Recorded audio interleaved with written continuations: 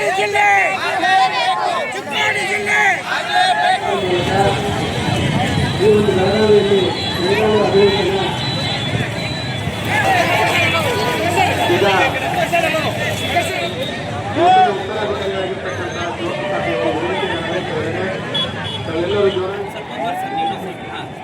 ಅಧಿಕಾರಿಗಳು ಮುಂದೆ ಬರಲ್ಲ.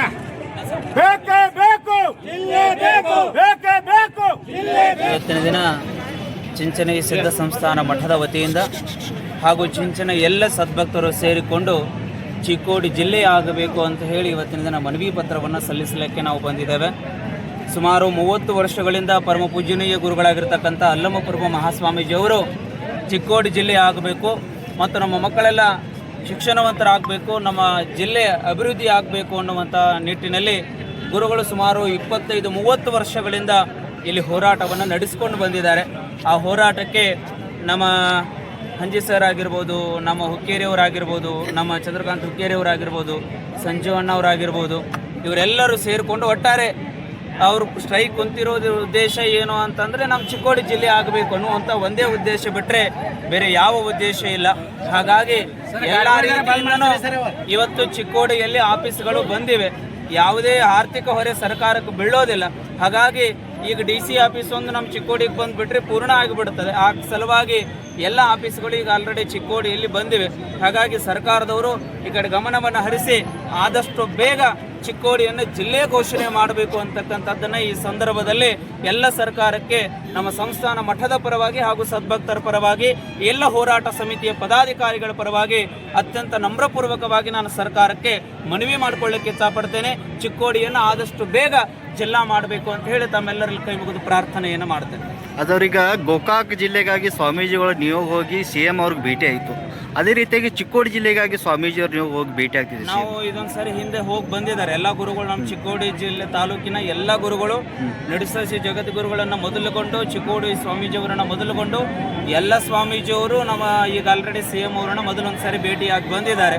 ಮತ್ತೊಂದು ಸಾರಿ ಏನಾದರೂ ಸಮಯ ಸಿಕ್ಕರೆ ನಾವು ಹೋಗಿ ಬಂದು CM ಅವ್ರ ಜೊತೆ ಚರ್ಚೆಯನ್ನು ಮಾಡಿ ನಮ್ಮ ಜಿಲ್ಲೆ ಮಾಡಬೇಕು ಅಂತೇಳಿ CM ಅವರಿಗೆ ನಾವು ಮನವಿಯನ್ನು ಇನ್ನೊಂದು ಸರಿ ಮಾಡ್ಕೊಳ್ತೇವೆ. ವರ್ಷದಿಂದ ನಾವು ಜಿಲ್ಲಾ ಸಲುವಾಗಿ ಹೋರಾಟ ಮಾಡಕತ್ತ ವಿಷಯ ತಮಗೆಲ್ಲ ಗೊತ್ತೈತಿ. ಎಷ್ಟೋ ಜನ ತ್ಯಾಗ ಮಾಡಿದ್ರು. ತ್ಯಾಗ ಅಂದ್ರೆ ಈಗ ಚಿಂಚನೆ ಅಲ್ಲಪ್ರಭು ಸ್ವಾಮೀಜಿ ಆಗಲಿ, ಸಂಗಪ್ಪಗಳು, ಹಕ್ಯಾಗಳು, ಮತ್ತು ಶೆಟ್ಟಿ ವಕೀಲರು, ಕಟ್ಟಿಮನಿ ಸಾಹೇಬರು ಇವರೆಲ್ಲ ಹೋರಾಟ ಮಾಡಿದ್ರು. ಆದರೆ ಅವ್ರ ನನಸು ಆಗಲಿಲ್ಲ. ಆದರೂ ನಾವು ಸುದ್ದ ಜೀವ ಇರುವವರೆಗೆ ನಾವು ಹೋರಾಟ ಮಾಡೋರು ಚಿಕ್ಕೋಡಿ ಜಿಲ್ಲೆ ಆಗಬೇಕು. ಒಂದು ಮಾತು ಹೇಳ್ತೇನೆ ನಿಮ್ಗೆ, ಯಾರು ಭಾಷಣ ಮಾಡ್ತಾರಲ್ಲ, ಮಾತು ಹೇಳ್ತಾರಲ್ಲ, ಅದು ನಂಬಕ್ಕೆ ಸಾಧ್ಯನಿಲ್ಲ. ಇದು ನಾವು 30 ವರ್ಷ ಭಾಳ ಕೇಳಿದ್ದೆವು. ಯಾಕಂತಂದ್ರೆ ಕಾಂಗ್ರೆಸ್ ಬಂದಾಗ BJPದವ್ರು ಭಾಷಣ ಮಾಡ್ತಾರೆ, ನಮ್ಮ ಸರ್ಕಾರ ಬರಲಿ ಮಾಡ್ತೇವೆ.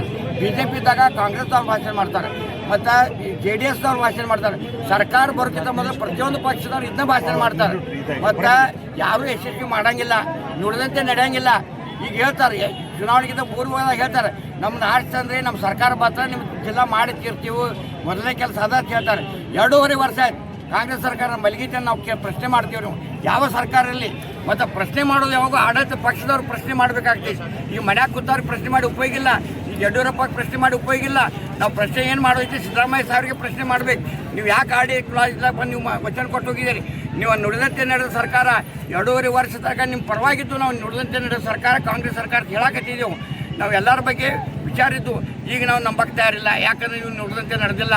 2.5 ವರ್ಷ ಆಯ್ತು, ಇನ್ನೂ ಭೀ ಸುಳ್ಳು ಹೇಳ್ತೀರಿ ನೀವು. ವಿಧಾನಸಭಾದಾಗ ನಾಟಕ ಮಾಡ್ತೀರಿ, ನೀವು ನಾಟಕ ಸಲ ಸುಳ್ಳು ಮಾತಾಡ್ತೀರಿ. ಅಲ್ಲ, ಅಂತ ಜನಪ್ರತಿನಿಧಿಗಳು ಪ್ರಶ್ನಿಸುವಂತ ಕೆಲಸ ಯಾವಾಗ ಮಾಡಿದ್ರೆ ನೀವು? ಆನಂದ್ ಸಿಂಗ್ ಕಾನೂನು ಬೇರೆ ಐತು, ಭಾರತದ ಕಾನೂನು ಐತು.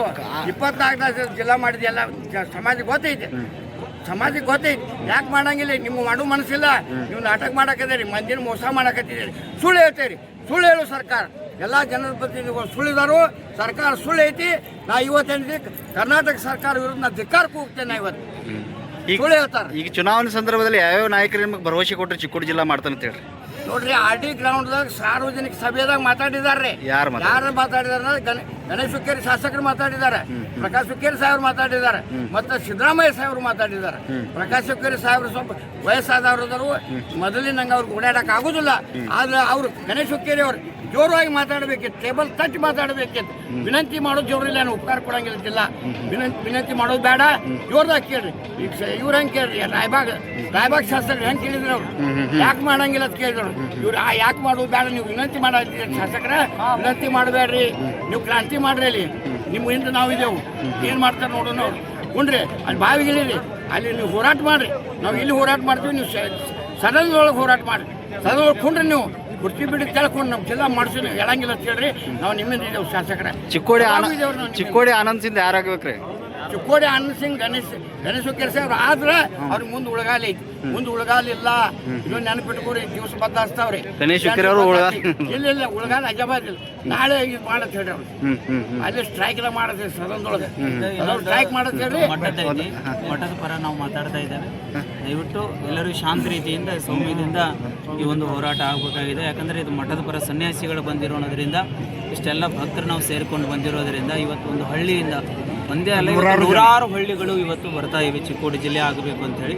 ಹಾಗಾಗಿ ಇವರು ಇವತ್ತಿನ ದಿನ ಧರಣಿ ಕುಂತಿದ್ದಾರೆ, ಈ ಕಡೆ ಎಲ್ಲ ಓಡಾಡ್ತಾ ಇದ್ದಾರೆ. ಹಾಗಾಗಿ ಎಲ್ಲರ ಪ್ರತಿಫಲ, ನಮ್ಮ ಉದ್ದೇಶ ರೋಷಾವೇಶದ ಮಾತುಗಳು ಇರಬಹುದು, ಆದರೆ ಮನಪೂರ್ವಕವಾಗಿ ನಮ್ಮ ಚಿಕ್ಕೋಡಿ ಜಿಲ್ಲಾ ಆಗಬೇಕು ಅಂತ ನಾವು ಹೋರಾಡ್ತಾ ಇದ್ದೇವೆ ಹೊರತಾಗಿ ಬೇರೆ ಏನೂ ಇಲ್ಲ. ಹಾಗಾಗಿ ಎಲ್ಲರೂ ಸೇರಿಕೊಂಡು ನಮ್ಮ ಚಿಕ್ಕೋಡಿ ಜಿಲ್ಲೆಯನ್ನು ಮಾಡಿಕೊಡ್ಬೇಕು ಅಂತೇಳಿ ಎಲ್ಲ ಸರ್ಕಾರಕ್ಕೆ ಅತ್ಯಂತ ನಮ್ರಪೂರ್ವಕವಾಗಿ ಒಬ್ಬ ಸನ್ಯಾಸಿಯಾಗಿ ನಾನು ಕೈ ಮುಗಿದು ಸರ್ಕಾರಕ್ಕೆ ಮನವಿ ಮಾಡಿಕೊಳ್ಳಿಕ್ಕೆ ಇಚ್ಛಪಡ್ತೇನೆ ಅಂತೇಳಿ ಈ ಸಂದರ್ಭದಲ್ಲಿ ನಾನು ಹೇಳೋದಕ್ಕೆ ಇಚ್ಛಪಡ್ತೇನೆ.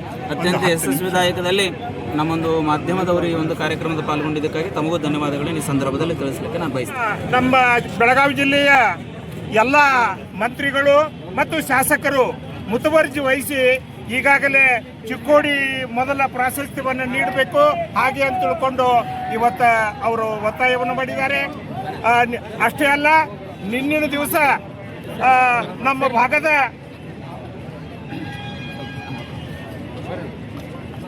ನಮ್ಮ ಚಿಕ್ಕೋಡಿಯ ಶಾಸಕರಾಗಿರ್ತಕ್ಕಂಥ ಗಣೇಶ್ ಹುಕ್ಕೇರಿ ಅವರು ಬರೀ ನಮಗೆ ಜಿಲ್ಲೆ ಮಾಡೋದು ಅಷ್ಟೇ ಅಲ್ಲ, ಇದಕ್ಕೆ ಅನುದಾನವನ್ನು ಕೂಡ ಕೊಡಬೇಕು. ಅನುದಾನವನ್ನು ಕೊಟ್ಟಾಗ ಮಾತ್ರ ಜಿಲ್ಲೆ ಪರಿಪೂರ್ಣ ಆಗ್ತಾ ಇದೆ ಅನ್ನತಕ್ಕಂಥ ಮಾತನ್ನ ನಿನ್ನಿನ ದಿವಸ ಒತ್ತಾಯ ಮಾಡಿದ್ದಾರೆ. ಈಗಾಗಲೇ ಸಾವಿರಾರು ಕೋಟಿ ರೂಪಾಯಿ ಈಗ ನಮ್ಮ ಚಿಕ್ಕೋಡಿ ಜಿಲ್ಲೆಗೆ ಬರ್ತಾ ಇದೆ. ಅಷ್ಟೇ ಅಲ್ಲ, 55 ಆಫೀಸುಗಳು ಬಂದಿದೆ. ಇನ್ನು ನಮಗೆ ಕಲೆಕ್ಟರ್ ಆಫೀಸ್ ಬರಬೇಕು, ಪೊಲೀಸ್ SP ಆಫೀಸ್ ಬರಬೇಕು, ಆಮೇಲೆ ZP ಕಾರ್ಯದರ್ಶಿ ಆಫೀಸ್ ಬರಬೇಕು. 3 ಆಫೀಸುಗಳು ಬಂದ್ರೆ ನಮ್ಮ ಈ ಏನು ಕ್ರಿಯೆ ಇದೆಯಲ್ಲ ಅದೆಲ್ಲ ಪರಿಪೂರ್ಣ ಆಗ್ತಾ ಇದೆ. ನಿಜವಾಗಿಯೂ ಕೂಡ ತಾವ್ಯಾರು ಭಾವನಾತ್ಮಕವಾಗಿ ಇಲ್ಲಿ ನಾವು ಯಾರು ವರ್ತಿಸಬಾರ್ದು. ಯಾಕಂದ್ರೆ ಎಮೋಷನಲ್ ಮಾಡೋದ್ರಿಂದ ನಮ್ಗೆ ಒಂದು ರೀತಿ ಒಳಗೆ ತೊಂದರೆ ಆಗ್ತಾ ಇದೆ. ಅದಕ್ಕಾಗಿ ನಾವು ಕೆಲವು ವಿಷಯಗಳನ್ನು ಗೌಪ್ಯವಾಗಿಟ್ಕೊಂಡು ನಾವು ತಮ್ಮ ಎದುರಿಗೆ ಬಂದಿದ್ದೇವೆ. ನಮಗೆ ಚಿಕ್ಕೋಡಿ ಜಿಲ್ಲೆಯ ಆಗತಕ್ಕಂಥ ಸಿಹಿ ಸುದ್ದಿಯನ್ನು ನಾವು ಇಷ್ಟರೊಳಗೆ ತಮಗೆ ಕೊಡ್ತಾ ಇದ್ದೇವೆ ಅಂತಕ್ಕಂಥ ಮಾತನ್ನು ತಮ್ಮ ಎದುರಿಗೆ ತರಬಯಸ್ತಾ ಇದ್ದೇನೆ. ಎಲ್ಲರಿಗೂ ನಮಸ್ಕಾರ.